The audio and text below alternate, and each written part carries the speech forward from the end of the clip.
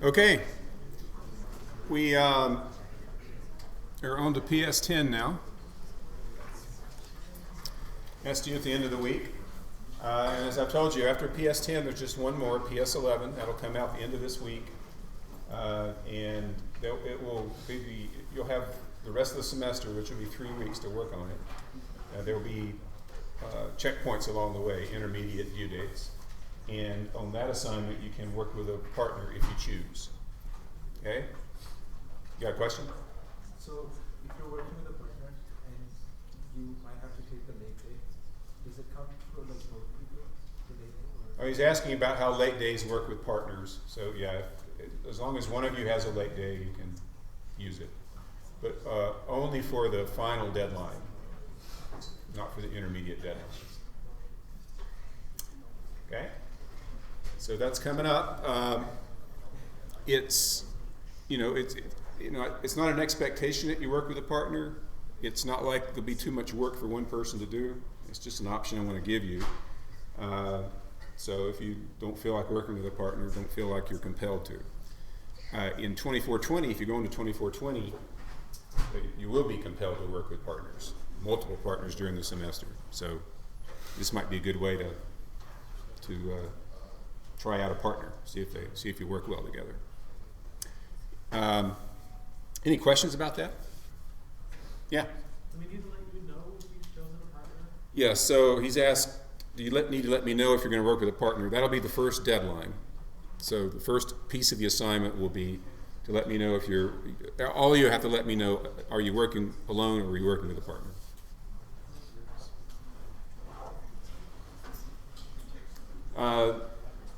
Zybook is about to wind down, so week 12 is going to be like all the other weeks have been. So there'll be a Monday, a Wednesday, and a Friday due date.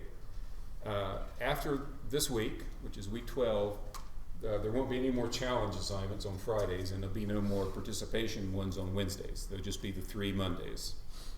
And the assignments are getting shorter and shorter, so we're pretty much done all the Zybook that we're going to do.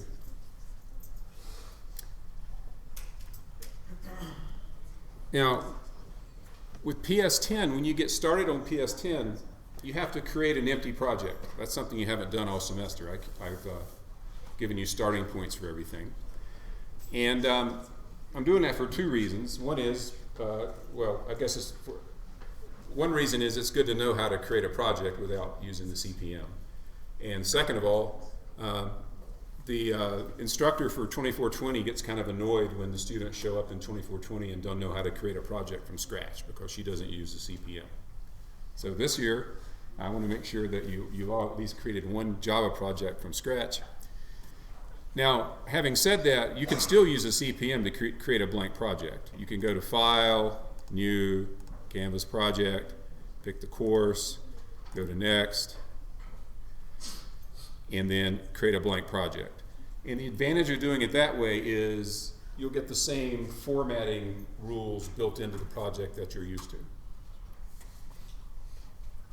However, it's really easy to create a project without the CPM. You just come to File, New, Java Project. You give it a name.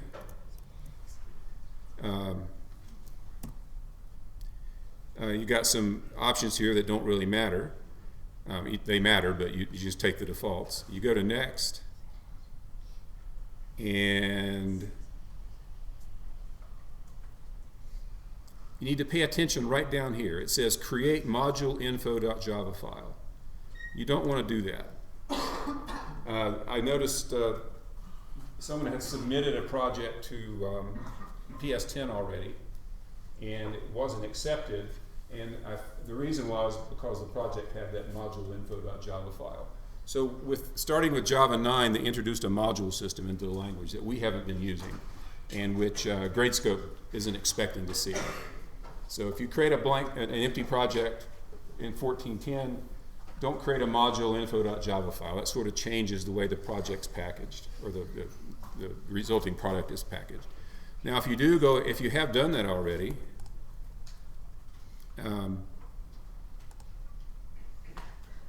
it's not the end of the world.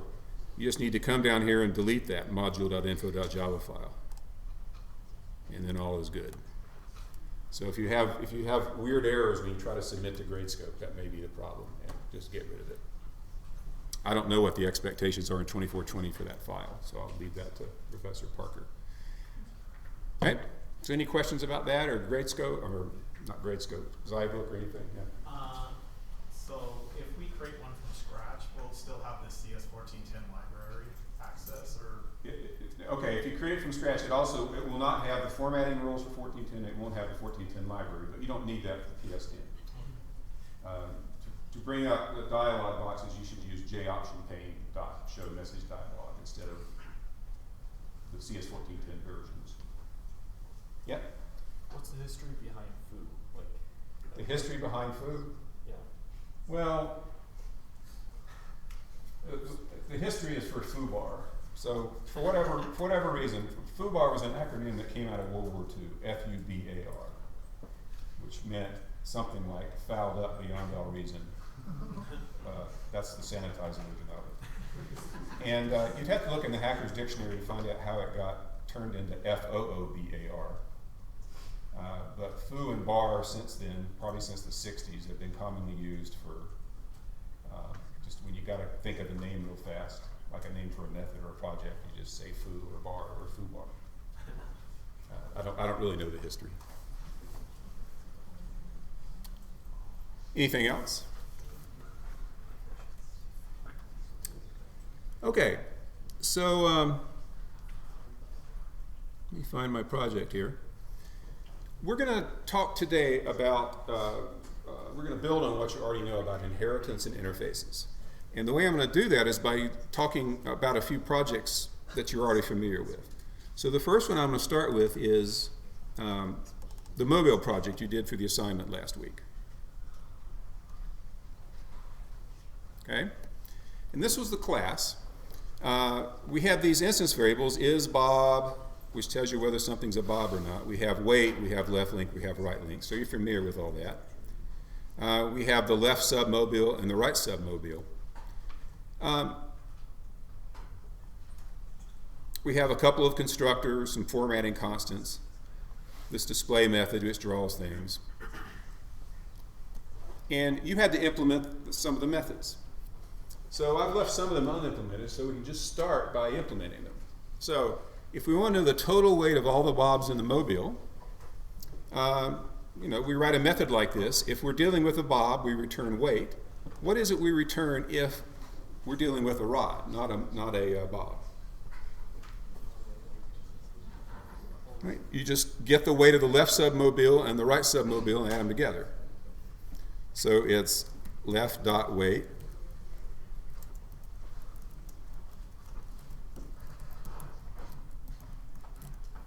plus right dot weight. Now I saw some people would do that, at least initially.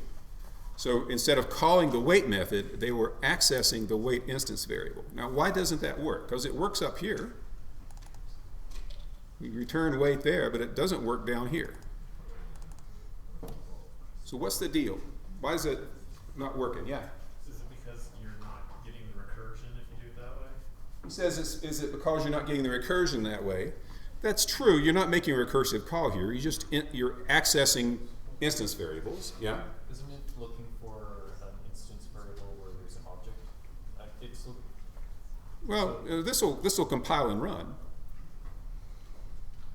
But when you do run it, and it tries to get that weight, it's really just calling the next object down. Well, yeah, sure. You're getting the instance variable of the left submobile. Yeah? Isn't weight a private variable? Weight's private, but that's fine because we're in the, this code is inside the class where the private variable is declared, so that's not the problem. Yeah? It'll try to get the instance variable of the weight of the mobile on the left. So if, let's say, the left of the Bob, we'll return the weight of that Bob only. Okay. But if it's a rod, then Yeah, I mean, it certainly looks right, but here's the problem. These instance variables up here, weight only has a number in it if is Bob is true. And left length is only meaningful if you're talking about a rod not a bob. And so on. If you look at the constructor, if you create a bob, the weight instance variable is set to something meaningful. If you create a rod, the weight variable isn't even set to anything, and it just defaults to 0. And so when you say left.weight, that's just like saying 0. So we're going to fix that problem. We're going to fix up this problem with the instance variables. But I just wanted to mention that if you just do that, you're just getting 0 back. You're not doing any recursion. Okay, theirs is balanced. To be balanced, the weight of the leftmost submobile times the left length must equal the weight of the right submobile times the right length. So the torques have to be equal, and the left side must be balanced, and the right side must be balanced. So that's how you can write is balanced. What about this one here, to get the depth? How do you get the depth of a mobile? In other words, the longest path of rods and bobs from the top to the bottom.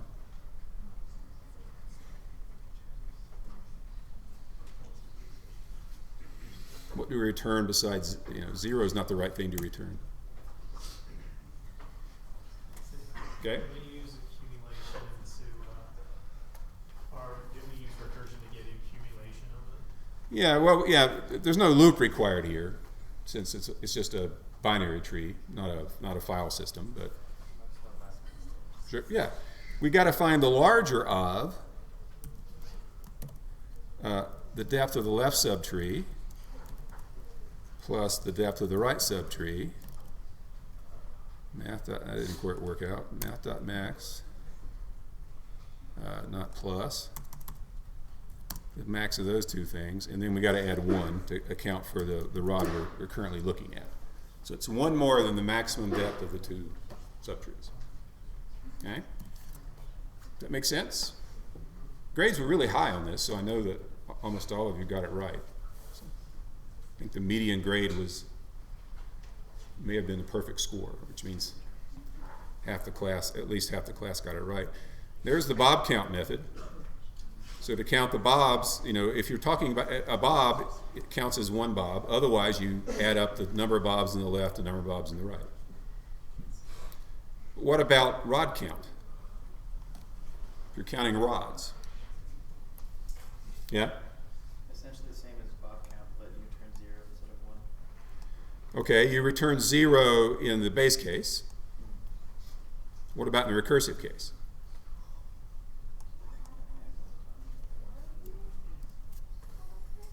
Yeah, we got to add we got to count the rods on the left and the rods on the right, plus 1 for the rod we're looking at right now. So that's rod count. Longest rod, we just had to take the max of the longest rod on the left and the longest rod on the right. And that gave us a length, and then we had to compare that to the length of the current rod and return the larger of the. So it takes basically the larger of 3 things here. What about the heaviest bob? How do you find the heaviest bob? Clearly, if we're dealing with a bob, we just return its weight. That's the heaviest bob in that mobile. Yeah? Should we return for is bob, should we return weight and then parentheses, that's the method? Why are we? Well, okay. Would this be wrong if we did that?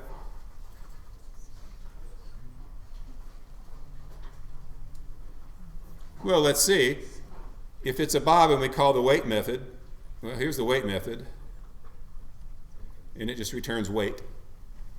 So we could skip the method call and just return weight. Either one's okay. What about the recursive case? Yeah? You have to basically do 3 math.maxes. One for everything, and then one that compares the left using the recursive method with the left rate, and then one comparing the right. Okay, so we got to take the max of the heaviest bob on the left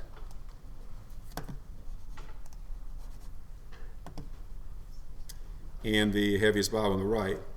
So what was the third thing you mentioned?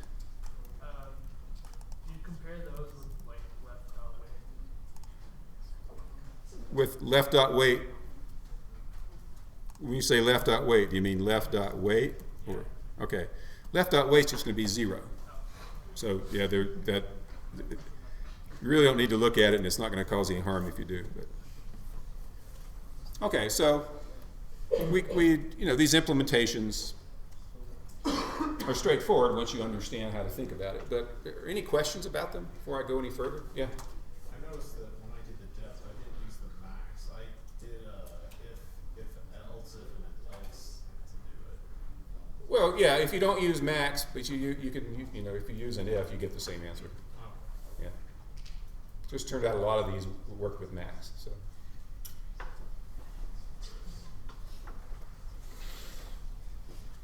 Okay? Now, let me pose a question to you. We have this code here. Now, what if I said, okay, let's add a third kind of thing to the mobile? Okay? Maybe we want to add a rod that has three things hanging from it. Or maybe we want to add just a decorative element. Imagine like a ring that would hang and could have a mobile hanging from it. Okay? Or, okay, let's just take those two ideas. What would we have to change about our program if we wanted to introduce different things, like a rod with 3 mobiles hanging? Go ahead. Wouldn't we have to introduce like a middle mobile? So like we have right, left, and like the middle if there's 3 mobiles now? Okay. So yeah, now there'd have to be another instance variable for middle. But some rods only have the left and the right. We'd have our original rods, and then we'd have our triple rods. So they're really going to be 3, instead of there just being 2 kinds of mobiles, bobs and rods, now there'd be bobs and rods and 3 rods, triple rods. How would that change the structure of our program?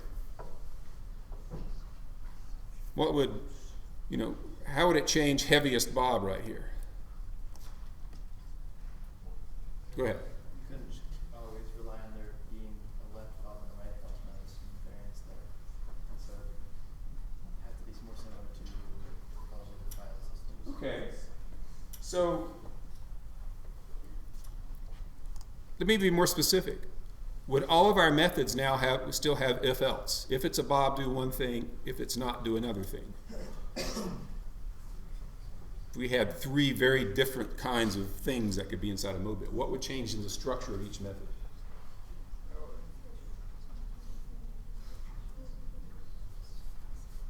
Yeah? Yeah, it'd probably be if it's a bob, do this. If it's a traditional rod, do this other thing. And otherwise, if it's a triple rod, do this third thing. So we would have to go in and we would have to add, to this class, we would have to add some instance variables. Maybe, we'd have to have something like this to tell us, is it a traditional rod or not? We would have to add some instance variables. We'd have to add a middle mobile, and we'd probably have to have sort of, left length and right length and middle left and middle right or something. I'm not sure exactly what we would need. We'd add instance variables. We would have a third constructor now, so you could construct a bob, you could construct a traditional rod, or you could have to some way of constructing a triple rod. We would have to come down here to display and all these other methods and add a third, change every method so that it dealt with the 3 kinds of things. So that'd be kind of a major change to this code. Now, what if this were part of the Java library and we wanted to add? So this is enshrined in the Java library somewhere, java.mobile, and we wanted to add a third kind of mobile to this. Could we do it?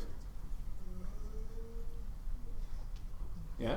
Wouldn't you just extend the class and then you can just edit it? Okay, so he said we could extend the class. So the idea is, if this were in the Java library, we would not have access to the code. We'd have to have some way to modify this code, modify the class, without having access to implementation.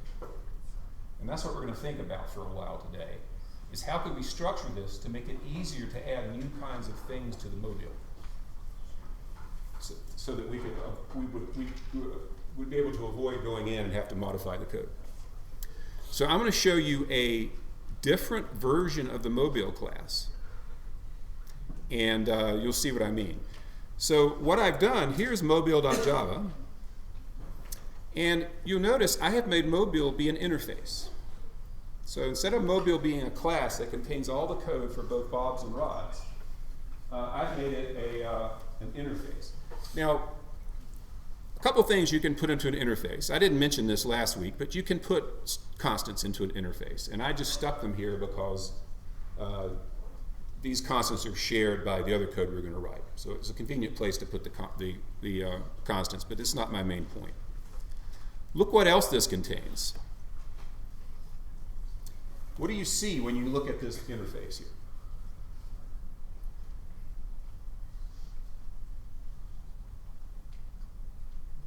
Yeah. It's like every single method that was before. Okay, every single method that was in the original mobile class is here, but what's different about these methods? They're not really methods. Yeah, they're just the headers. There's no body, it just ends with a semicolon. So an interface is just a list of methods, just the declarations of the methods, not the implementation. And what the interface means is, if you want to claim to be a mobile, then you have to have a class that provides a display method, a wait method, an isBalance method, and so on, that works like it says right here. Okay? So by itself, an interface is useless. If that's all you have, if it's just an interface and no one pays any attention to it, you can't really do anything with the interface other than get at these constants, I guess. The methods don't do anything. They're just saying what it means to be a mobile. And what it means to be a mobile is you provide all these methods. Then you can call yourself a mobile. So let's see. I have a class called bob.java. What do you suppose we're going to see when I open up bob.java? It'll be a class called Bob. And, yeah? It'll be implementing mobile. It will implement that interface right there. So it's going to claim to be a mobile. So let's click on bob.java and you'll see it's a class that implements mobile. Okay? And if we look at the implementations down here, look. Depth just returns 1. How can that possibly be right? There's no if or else. Yeah?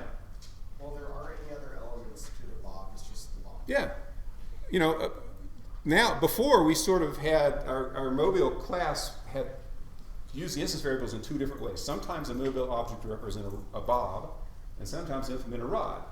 But all we have to do, we're just interested in Bobs right here. So each of these implementations is very simple. Is a Bob balanced? Yes, a Bob is always balanced. What is the depth of a Bob? It's always 1. What is the Bob count of a Bob? It's 1. How do you draw a Bob? Well, you just do that, which draws the right stuff. There's one constructor for a Bob that takes in the weight and records it, and there's only one instance variable for a Bob. There it is. So this class isn't being polluted with information about rods. That's sort of irrelevant to the main, the main purpose of this class, which is to represent Bobs. Nevertheless, not only, if you create a Bob object with this constructor right here, not only do you obtain a Bob, what else can you treat the thing as, the object you create as? Yeah? You can treat it as a mobile, so you can create other mobiles with that. Right. It's a kind of mobile. Now, what do you think we'll see if we look at rod.java? Same deal. It's a kind of mobile. Okay? This only has the instance variables that are particular to rods. It has a left length, a right length, a left, and a right submobile, but no weight. There's no isBob variable needed anymore. And when we implement the methods, there's our constructor. It just records, initializes the instance variables. The draw was kind of complicated to get all that stuff right. But the methods, what is the weight of a rod? Well, It's the weight of the left submobile and the right submobile added together. Okay? And so what you'll see when you look at these implementations is it's just the recursive case from our original class. It's just the recursive case copied over. Now, let's focus on the constructor. What could you pass in as the last two parameters to the rod constructor?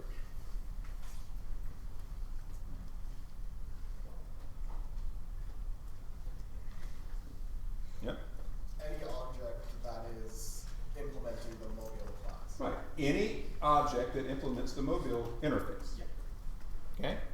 So let's look at some code that uses a constructor. So I'm going to go to mobile examples right here and look at this. We're building M6 this way. So we say, okay, I want a rod that has a left length of 28, a right length of 7. Its left submobile is a bob, and its right submobile is a bob. And that's fine because, you know, the constructor is expecting a pair of mobiles there at the end, and a bob is a kind of mobile, so Java's happy. Okay? Same thing happens on this line. We create a rod from two bobs. What's happening on this line? Yeah? Since M5 is the type of mobile, that would also work. Okay. So you could put it. So we're constructing the mobile from a bob and an existing rod. Okay. And so on down the line. Here we create one from a pair of rod. A pair of rod mobiles. Yeah. If I were to use, like, wrote some program somewhere, say like, with the weight method of some mobile, and I don't know whether or not that mobile is a rod or a bob, can I just type the name of it, weight, parentheses? Yep, absolutely. In fact, let's look at it. Well, let's look at this code right here. So here's mobile examples. Let me just run this and I can talk about it.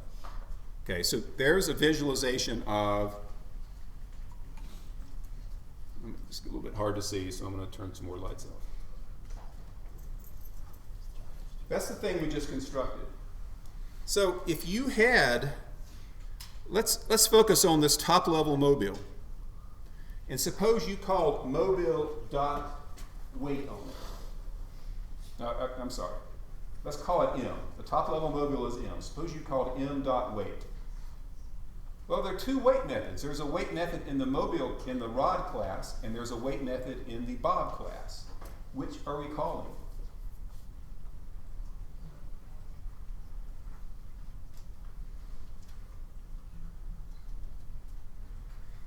Yeah? Whatever M is. It just depends what M is. If M is a rod, you're calling the weight method in the rod class. Think of every object sort of carries along the methods with it. Yeah? So this is sort of using like the way that Java works with objects to do the if-then statement for us. Yeah, so what he's observing is that we don't have to do the if-then. We don't have to decide what kind of object you're dealing with. Java does that for us. So the program works exactly the same as before, but let's go write a method right here. I can show you what I'm talking. So let's say public static void f. Now, this will be quicker. Suppose down here for some reason I wanted to call m1.weight. Okay? That's perfectly fine piece of Java. We're just saying that whatever, and I guess put a semicolon in to make compiler happy. Java's going to say, okay, that's a mobile, but Java knows mobile is an interface, so it's just going to look at the actual object M1 contains. It's either going to be a rod object or it's going to be a bob object, and it's going to call the proper method. Yeah? When you declare a new mobile, Mm-hmm. could you use rod M1 Okay. as a new rod, or do it has to be mobile? Let's see. Nope. I mean, yes, you can just call it rod. I could have called all these rods, because that's what they are too. Does that make any difference? No, it doesn't make any difference.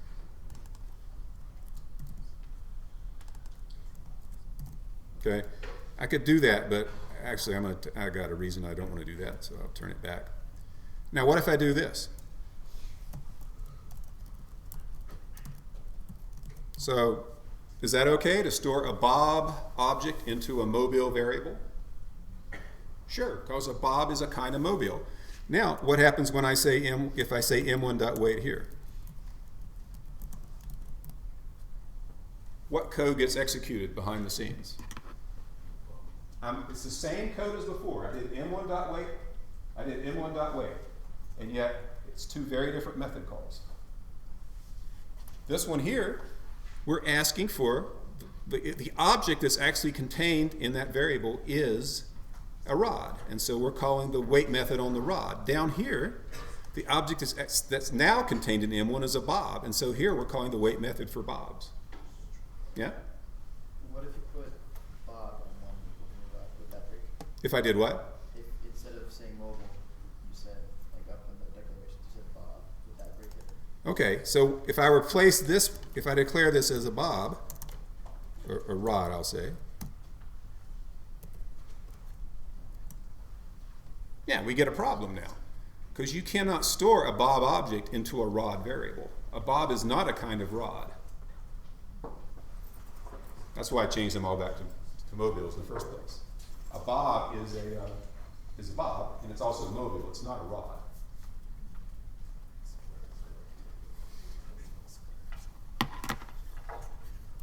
So I'll change that back.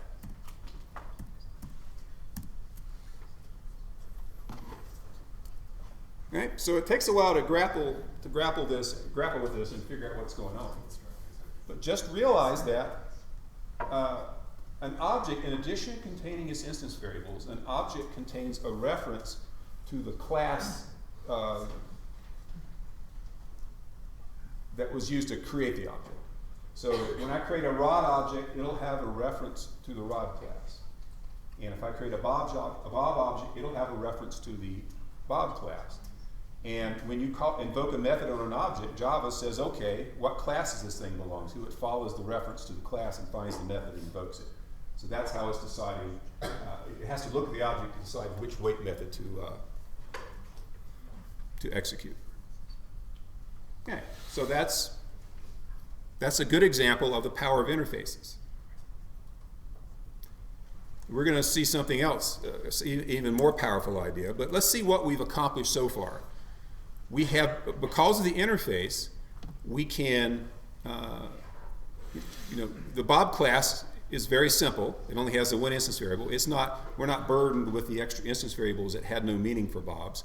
And the same thing goes with rods. The Bob and the rod don't even have to know about each other. Yeah? When it's calculating like the weight for the Bob versus the rod, would the weight method for the Bob go faster than the would for the rod, or does it take about the same amount of time? I mean, the Bob methods are all much simpler, so they'll run slightly faster than the corresponding rod methods. But, well, actually, I guess a lot faster, because the rod's you've got the recursion going on with the rod.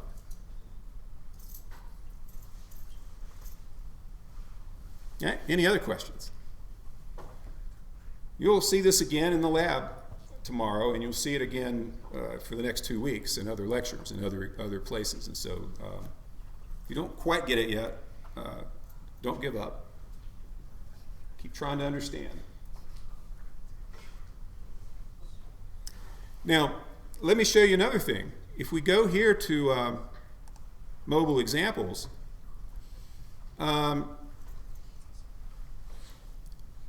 what did I have to change? This was mobile examples before.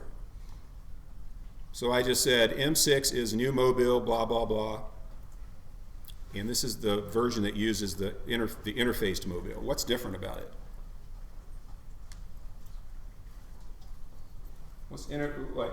Make mobile 1, compare that to this one here.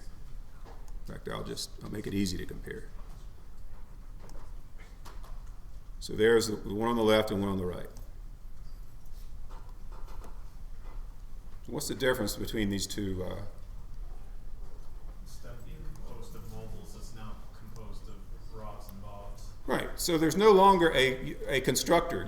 There is no mobile constructor. So if you have an interface, an interface never has a constructor. So you just, all I had to change was I had to specifically say, am I creating a rod or am I creating a bob? But everything else is the same. So I basically repackaged the code to make it more convenient to change. And let's think of a change we can make. What I want to do now is imagine that this code for the mobile interface, the rod class, and the bob class are all stocked away in a Java library somewhere, and we cannot change it. But I want to add a third kind of mobile to the mix.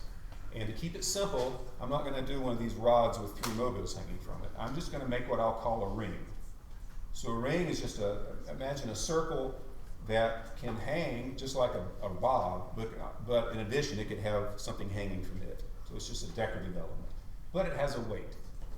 So we're going to have, like a bob, it will have a weight, but like a rod, it will have it'll have one thing hanging from it. So I want to add that to the mobile system here without modifying the existing code at all. The existing code for either the mobile interface or the 2 classes we have. So how would we do that? Yeah? You could extend the class. Well, he said I could extend a class. What class would I extend?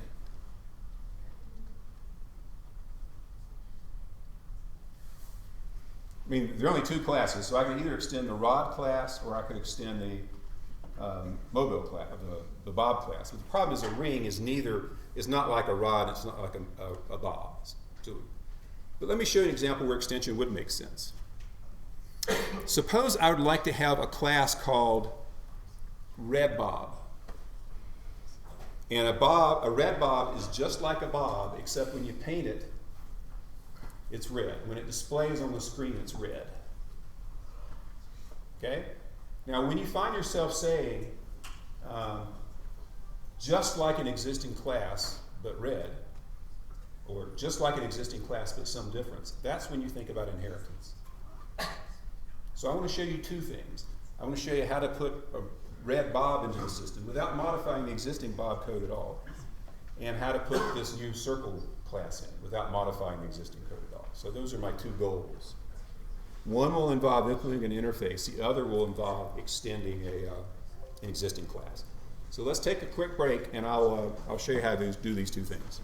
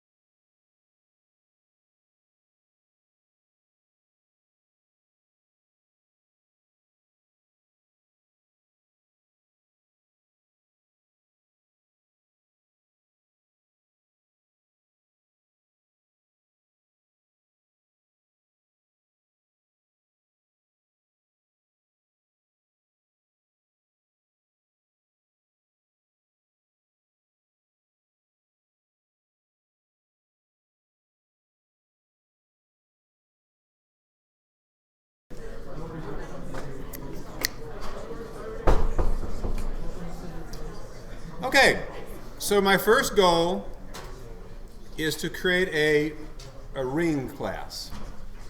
And I want you to just imagine it's a new thing you can hang from a mobile. So it'll be suspended by a thread or a wire. It'll be circular, hollow, and then it'll have a wire on the bottom part of the circle of the ring that will hold a submobile. So I'm going to come here to this package and I'm going to say new class, and my class is going to be called ring. And I'm going to finish. So there it is, but I want my ring to be able to be put into mobiles, just like bobs and just like rods. So what should I do so that I can stick rings into mobiles? Yeah? Put the interface for mobile sometimes, so you Right. can have all the So I have to implement the mobile interface. So I put that declaration in. I say I intend rings to be a kind of mobile so that they'll all work. And alas, there's a problem. So what is the problem? Why is it underlying the class name? Okay? It doesn't follow the obligations that you Right. It's obligated to provide those methods that are listed in the interface, and it doesn't provide any of them.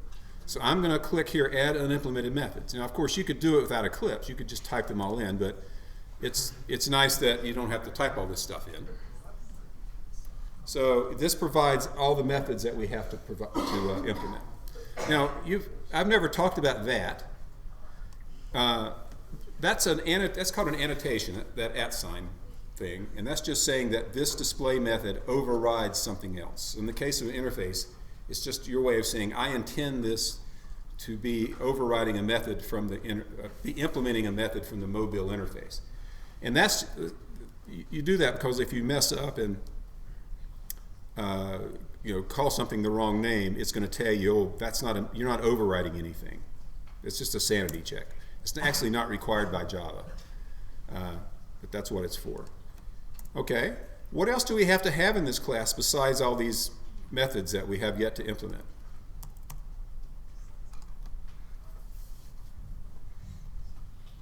If you're going to have ring objects, what else do we need? Yeah? We need a constructor. So I'll say public ring, and I'm going to give it a weight, because it has a weight, and I'm going to give it a diameter, and I'm going to give it a mobile that hangs from below. So I'm just going to say this dot weight equals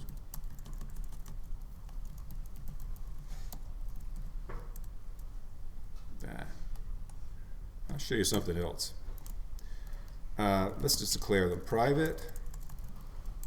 I'm not typing well. Private int weight. Private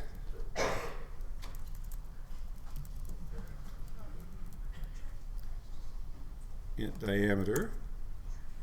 And then the mobile that's hanging from it. Man.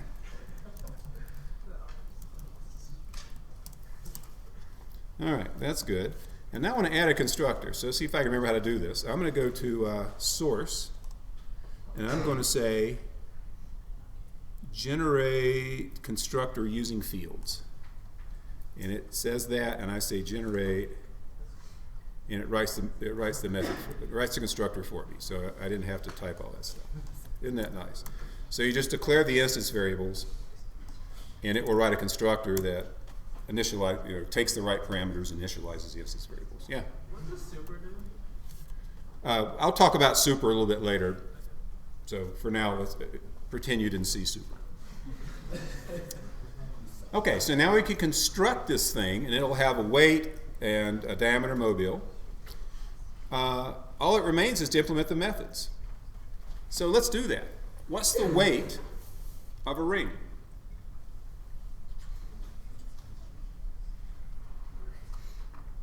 Yeah? Its weight plus the weight of the mobile attached to it. Right, so it will be the weight of the ring.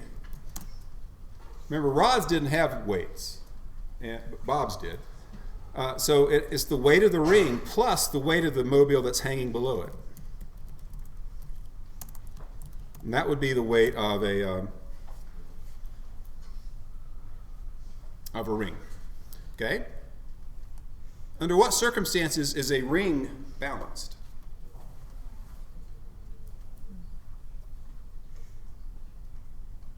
So if you're holding a ring and it has a mobile hanging below it, when would you say this thing is balanced? The mobile's balanced. Right, if the submobile is balanced. So we just return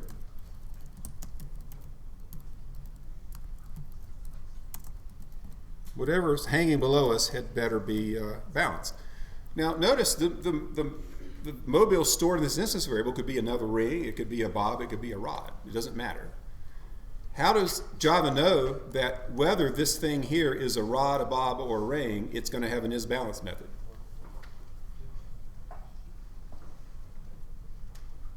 Yeah? That's part of the interface. Yeah, the interface says so.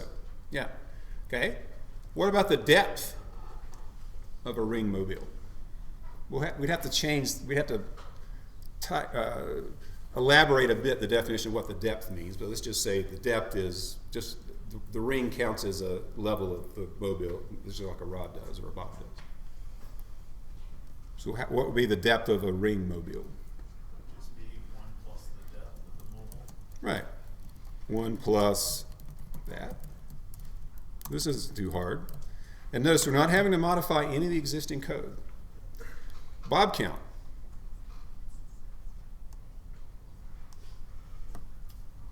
How many bobs are in a ring?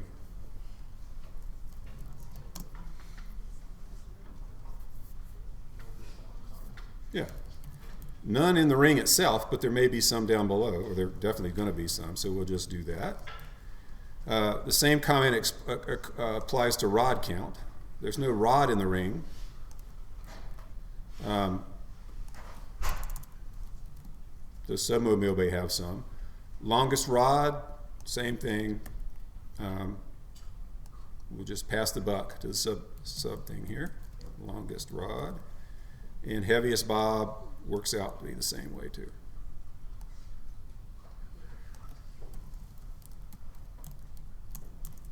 And now we're done, except for this annoying code right here that has to know how to display a ring. And I didn't think I could do it in real time, so I just did it beforehand.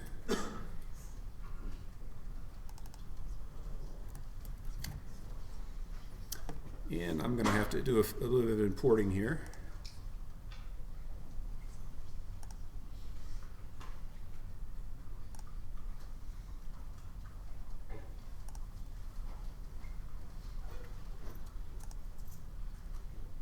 Okay, so implement it. Now we've got to try it out. So let's try something simple here. I'm going to create a method called makeMobile0, just to get us off the ground. And so I'm going to have this return a new ring. And okay, parameters were weight. So let's say weight of 100. Let's have a diameter of 50. And let's hang from it a bob with a weight of 25. makeMobile0, that's supposed to be. Okay, so notice I have not changed the rod class. I have not changed the bob class. I did not change the mobile interface. They might as well all be in the Java library. All I've done is add a new kind of mobile called a ring. And now I'm creating a simple one. It should be a ring with a bob below it. And I have to admit, I didn't try this out before class, so I don't know. I hope it works. Let's run it. Well, I messed something up when I implemented the draw method, because it's putting here we have the ring hanging, but it put all this stuff over here. So I obviously didn't test it enough. But I've got something I know will work, so I'll try that. Let's come down here to mobile 1 and do this.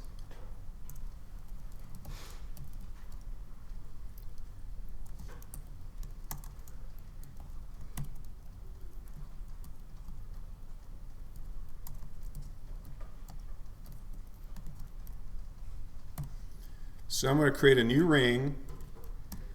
So what our original mobile is now just hanging from a ring. Is what I've done here. So I put M1 as the third parameter of the ring here. So, and let's go back to mobile 1. Good. Let's run this. Okay. That I did try before class. So I should have tested it more to find out what the bug was with my drawing routine. But so there's our new mobile. So we have the rings drawn. It has a weight of 50. And you've got the mobile hanging from it. It's calculating the weights and everything else up there correctly. And all done without modifying the original interface or the two classes that we had when we walked in here.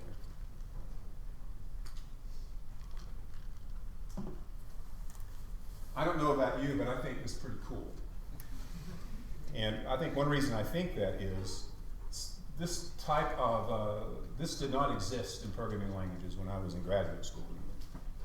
It wasn't until I became a professor that, that's about the time C++ came out. Yeah? So then what did you do? Like, if you had to do like, let's say you wanted to implement another class. Well, before there was inheritance in interfaces, you had to have the original code. You had to go modify the code in the library to make it work. Okay? And so what this is called, what we've created is called a class hierarchy. And what it is, it's a set of classes and interfaces that are intended to be extended in some way, either by inheritance or by implementing an interface. And can you think of another example of a class hierarchy that you've been using and are using this week? Yeah? Exception handling? Well, exception handling isn't, I wouldn't call that a class hierarchy. That's something different. We all go back to throwable, right? You what? We all go back to throwable. I'll go back to, They're all extended down from throwable. okay, yeah, true. Exceptions, okay, I see what you're saying. Yeah, all the exception classes inherit ultimately from throwable, but that wasn't what I had in mind. Yep. Collections and like iterator and stuff. Okay, so the collection classes are a class hierarchy. There are multiple interfaces that each of those, like array list and hash set, all implement a common interface so they can be treated as equivalent in certain circumstances. But what about in PS10? Yeah? Yeah, I think you can, like what I did for I made individual light objects for each of my squares, and they all extend JPanel. Okay. So I don't know if that's what. Okay, so Swing itself is a gigantic class hierarchy. Yeah. And you can use Swing by just using the classes that are provided, but Swing is designed so that you can extend the classes and create new types of widgets that get displayed in a Swing application that weren't dreamed of before Swing was created in the first place. So class hierarchies have become pretty common. Now, let's try a second experiment. We've seen now that we can add a new type of mobile without modifying the original classes. Let's look at it. Let's do that again. Let's create the red. Let's add red bobs to this mix.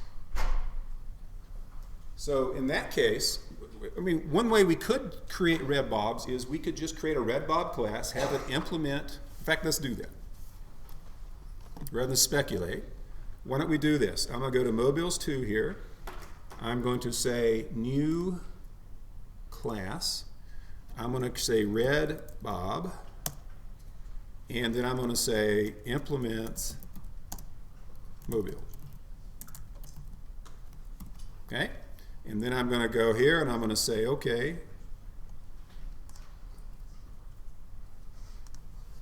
Why won't it give me the... Well, so for some reason it's not giving me the option to give me the unimplemented methods.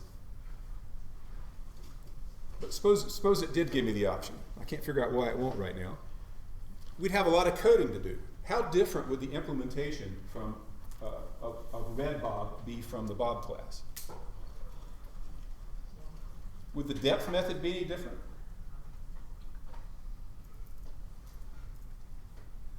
Would the weight method for a RedBob be any different from the weight method for a bob? No. In fact, it'd be virtually identical in every respect. And so it would be silly to implement a complete new class of RedBob when it's so similar to Bob. So what we do, instead of implementing the Mobile class, we're going to extend the Bob class. So we're going to say a RedBob object is just like a Bob object. Okay? Except we're going to get the differences.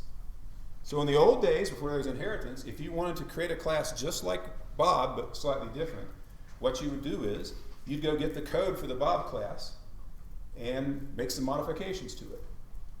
But with inheritance, you just give the differences. You don't have to give the things that are identical. So let's work on this class here. It's going to need a constructor, right? So let's give it one. Public RedBob. It's going to take a weight as a parameter.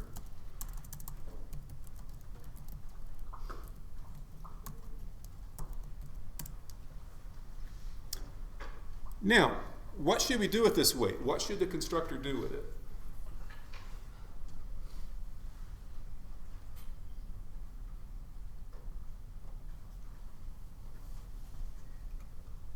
Yeah? Assign it to the weight field in the Bob class. Okay, so a RedBob is a kind of a Bob. That means that the RedBob contains within it all the instance variables from the Bob class. But the problem is we can't access those instance variables because they're private. So what we do, we want to set the instance variable that we're inheriting from the Bob class to what, to contain this weight right here. We can't access it directly. What we do is we call the constructor of the Bob class like this.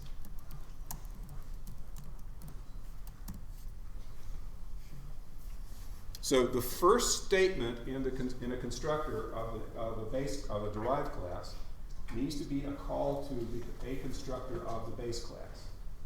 So this syntax here, super of weight, when it appears in a constructor like this, what we're saying is, first thing, call the Bob constructor and pass it weight. And it will store weight in the instance variable. Okay?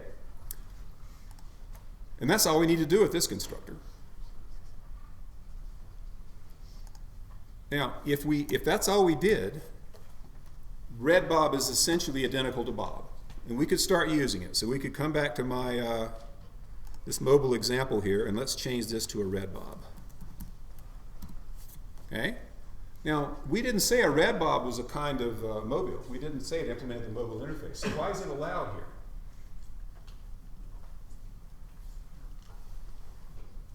Yeah? Because it's extending Bob, which is a mobile. Okay, so when you extend the class, so when RedBob extends Bob, it also inherits the interfaces it implements. So it's implementing the same interfaces that Bob does. We can run it, and I think this is the one I made red, and it's hanging there. It's just not red. So what do we have to change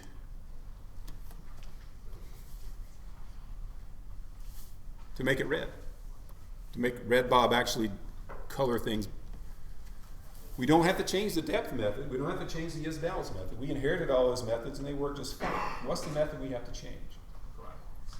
The what? The graphics. We have to change the graphics method. So let's go, just to save time, I'll go to here. Here's the method we have to override. So I could do this. Well, that's Rod. There's Bob. I could copy this method out. I could go to RedBob. I could plug it in. And then I could do something like, well, I got a problem here. I've got this, it doesn't, I can't access the weight instance variable from here because it's private. Same problem here. And I could change it. I could do something like this, g.setColor color.red.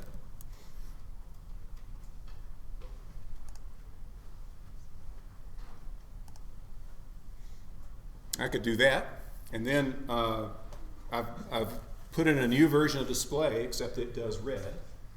But I got this problem with the private instance variables. So let me show you a cleaner way to do it. It seems silly to have to copy all this code. What difference do we want to, no, let's start with this. What would happen if I just stopped right there? All right, I didn't put any code whatsoever into display. So what I've done is I basically said a red bob is just like a bob, except the display method does nothing. What will happen when I run the program? We got one red bob in the program. What will happen? It would stay the same because it's extending bob. Okay, so that's one thing. Maybe it won't make a change here. Maybe, okay? Anyone have a different theory? Yeah? The red bob strike won't be drawn. Is that what you're drawn? Yeah, okay, the red bob won't be drawn. Let's see which it is. Okay, so the red bob over here is just not drawn because its display method does nothing. So we've succeeded in changing, modifying the bob class to obtain the red bob class.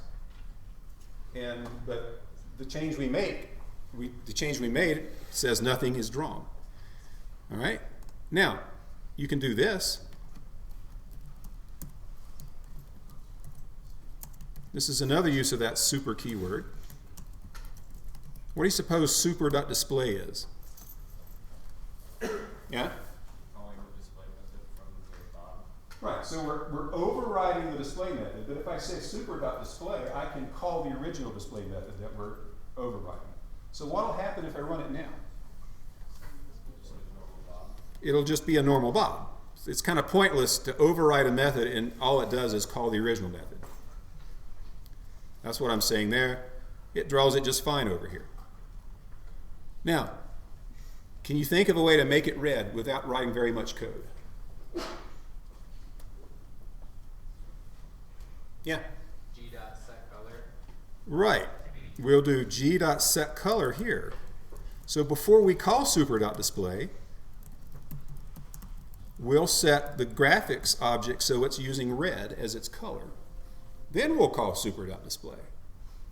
And it should draw it in red. Okay? Unfortunately, it drew this stuff in red up here as well. So we're close. What do we need to do?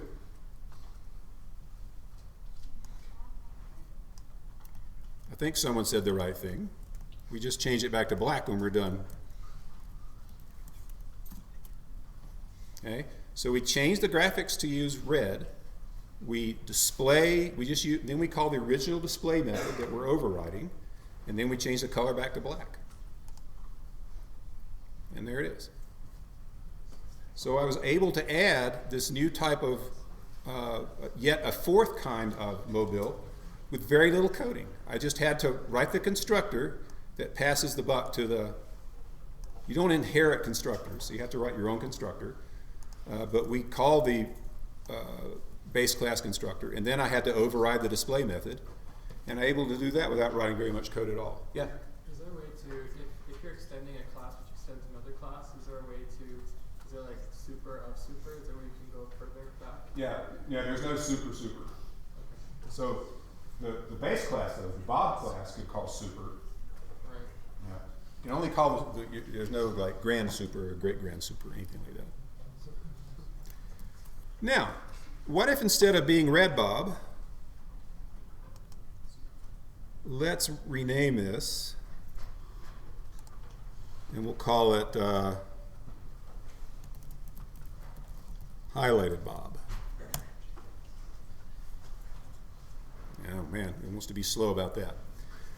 And while it's doing this, renaming itself. Okay, there we go. What I want to do is pass in a color. So rather than it always being red, let's make it so you can make a bob any color you wish.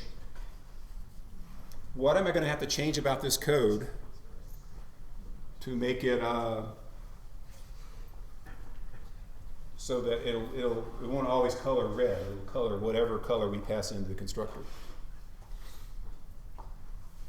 While you're thinking about that, I'm going to have to go change here, because now highlighted Bob needs a parameter. I'll do like color dot blue. That's not different enough. Let's make it orange. And I'll import that. Okay, so back to highlighted Bob. I've got the constructor now. It can take in the color in addition to the weight. I want to change the code so that rather than coloring this thing black, we color it whatever color was specified in the constructor. Yeah? Let's take out the dot red. Okay. Set the color. Okay, so we could, okay, you're suggesting doing that, but there's a problem here. It says I don't know what color is. So, yep. Just make color into the field and then set it in the constructor. Right, so we need to declare private. So now there's the instance variables we're highlighting that we can't really touch directly. I'm sorry, there's the instance variables we inherited that we can't really manipulate directly, but we can add our own new instance variables. And then what do I have to do here in the constructor? Just save it. Okay, so now the constructor, okay, we call the base class constructor to do its thing. Then we record our instance variable, and then down here we just set the color to whatever was specified. So let's try that out. I guess that's orange. So it works.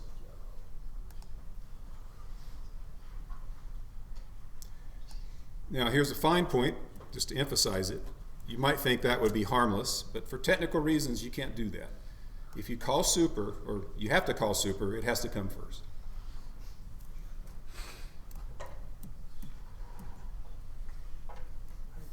The other thing is, I think I mentioned this before, if what you're doing is calling a zero argument constructor, there isn't one in this case in the Bob class, but if there were a zero argument constructor in the Bob class, you can leave out the super call.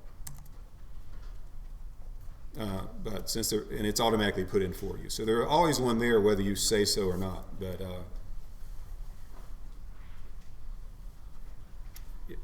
sometimes you explicitly have to put it in if it's a zero, if it's not a zero, if there's no such constructor available.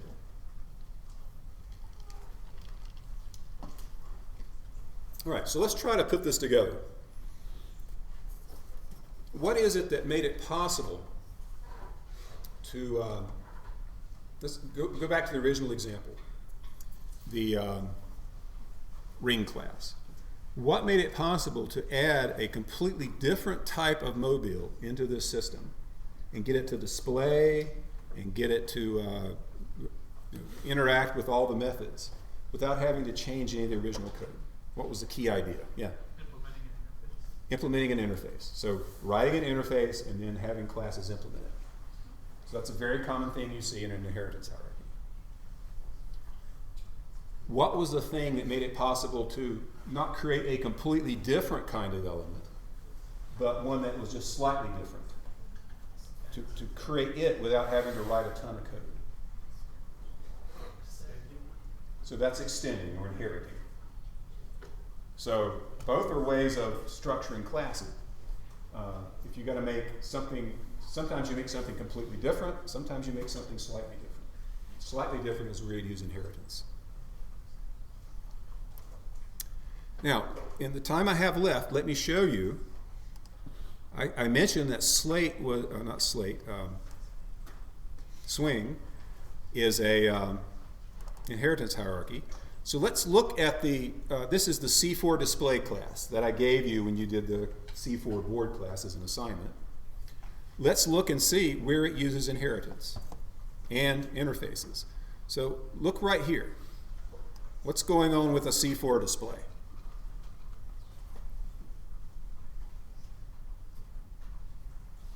Yeah? It inherits JFrame and implements action. Okay, so it inherits from JFrame. So a C4 display is a kind of JFrame. And then there'd be some methods we override that makes it slightly different. And it implements action listener, and that was to make the buttons work. Okay, so let's look down here. So there's no inheritance going on here.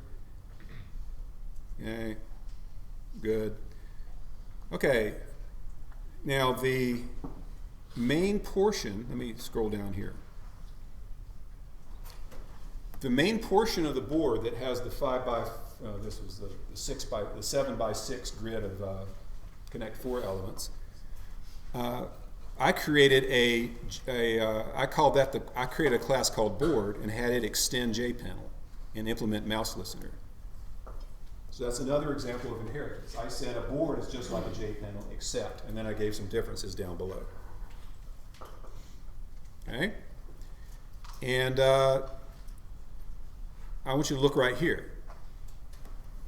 So remember, a board is a kind of JPanel, and so down here I'm calling the add method I inherited from JPanel, and I'm adding squares to it. But what's a square? So let's go find the square class. And it's right there. So square is another kind of JPanel. Now, I want to show you the thing that I overrode here. This right here. So in a JPanel, when it comes time to draw a JPanel on the screen, Swing calls if it's drawing a component, it calls the component's paint component method. So what I did to make the squares that show up in the Connect 4 board is I overrode the paint component method. So that paint component method was designed to be overridden. By default, what do you think that the paint component method of a JPanel does by default? What does it draw on the screen?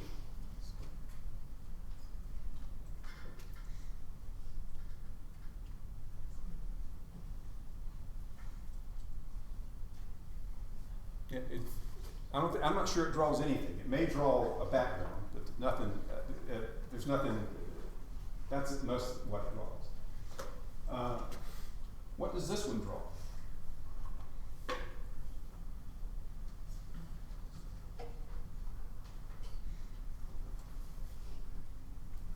So it's drawing the square with the oval. All right, so it's drawing a square, and then it's drawing a circle in the square. So it's drawing a piece, a square with a piece on it.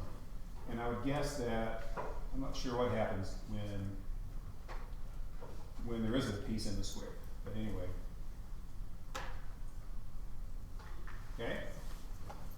Oh, I bet you what happens. Okay, I bet you what happens is that color is set to be the board color and the piece isn't there. So it draws the same color as the board color. And then at the top of the board, there are these indicators that say whose move it is. And so a move indicator is another kind of JPanel, and again, it overrides paint component in much the same way as the original one did. So if you're careful and you look, you'll see lots of examples in code you've been using already of inheritance interfaces, and we're going to be exploring that for the next 2 weeks. So we'll continue with this next time.